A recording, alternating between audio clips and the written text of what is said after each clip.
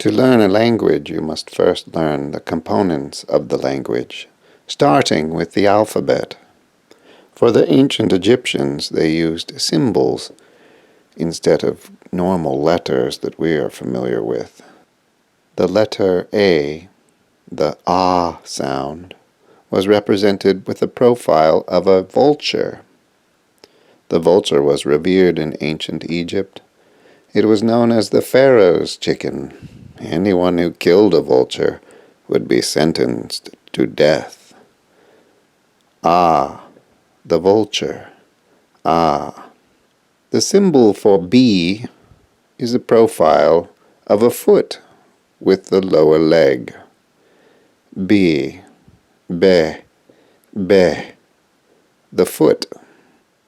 The symbol for C, or as close to it, a CH, sh sound, is a small rectangular pool of water. She, she.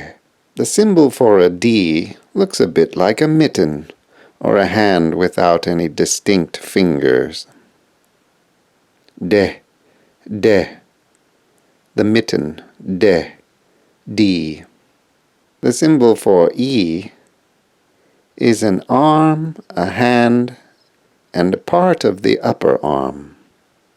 E, the arm, E, E. The symbol for F is a horned viper. Fe, fe, fe. This is also a masculine symbol. It is how we know when we are talking of what a male person has done or is doing.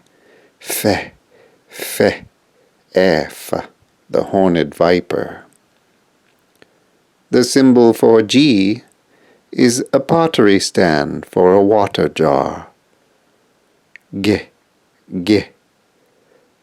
The pottery stand for a water jar. G, g. G is represented by the cobra.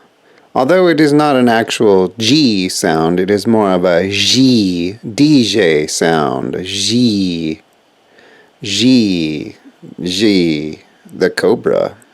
H is a piece of twisted flax rope, although I think it looks a bit like the double helix of DNA.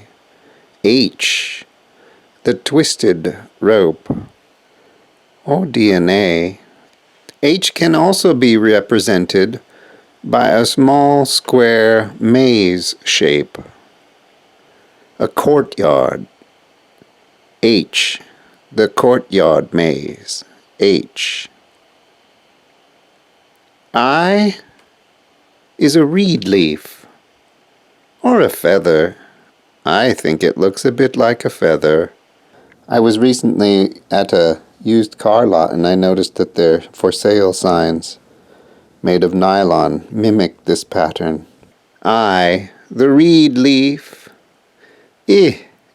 Pronounced I. I, the reed leaf. I can also be represented by two hash marks. The double hash marks. The J sound, we use the cobra. The KH sound, kh, is believed to be a placenta, or a cow's udder, also represented with a circle full of lines, parallel lines. Ke. The K sound looks like a block with half of it chipped away, believed to be a cross-section of a hill. Ke. It can also be represented by what looks like a little teacup, a little dish with a handle, a basket with a handle. Ke. For L, they use the profile of a lion, seated at rest, much like the Sphinx. L, lion, L. The symbol for M is an owl, staring at you. The M is unique. There are many birds in the alphabet in ancient Egypt, but only the M looks at you. All other birds are in profile. M, the owl. M can also be represented by a pedestal for a statue. M, the pedestal for the statue. M. N is always represented as a wavy line, zigging up and down, much like Charlie Brown's pattern on his t-shirt. N. Charlie Brown's t-shirt. N.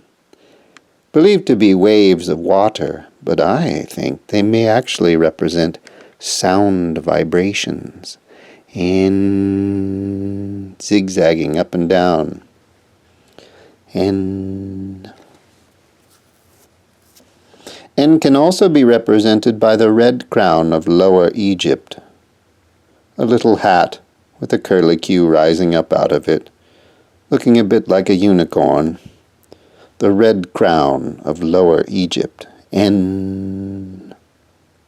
Lower Egypt was Memphis to the Mediterranean Sea. It's a bit confusing, Upper and Lower Egypt, because on a map they're actually opposite. It had to do with the way the water would flow on the Nile. So Upper Egypt was down where Abu Simbel is, and Lower Egypt is up near the Mediterranean Sea and Alexandria. The letter O. It is represented by a curlicue, a scroll, a little coil, believed to be coiled rope. It can also be the profile of a quail chick. Ooh, ooh, pronounced ooh. And the quail chick represents O, U, or W.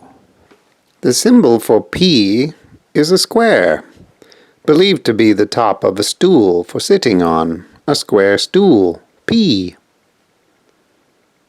Q is once again the same, hillside eroded, the square with a chip taken off of its side. Q, the side of a hill. R, is an oval shape, believed to be a mouth. R, the oval mouth. R. S is a candy cane shape, believed to be a bolt of linen folded over on itself. S, the candy cane shape. S. T is a half circle with a line through it at the bottom. T, a half circle, believed to be a loaf of bread. T, the loaf of bread. This symbol looks a bit like a hobble.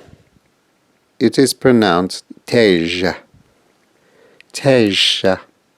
Tej. TJ. Tej. U is the quail chick, profile bird once again. Oo, W, U, double O's, oo. Always the quail chick in profile. V is the horned viper again, basically the same as the F. V, Phi, V, Phi, V, F, viper. Just remember viper, V. W, the quail chick once again. Ooh, woo. And for Y, they used 2 reed leaves, 2 eyes side by side. Yeah, yeah, E. And finally, Z. Z. It's a door bolt, just like in King Tut's tomb. The door bolt. Z. Z. Well, congratulations. You've made it through the entire alphabet of Egyptian letters. Now you should be able to translate most monuments. Haha, I'm just kidding. It takes a while. If you really want to learn these things, you should make small flashcards and go over them again and again. It's very difficult to learn a new language, but stick with it. You can do it. Have a good day. Like and subscribe.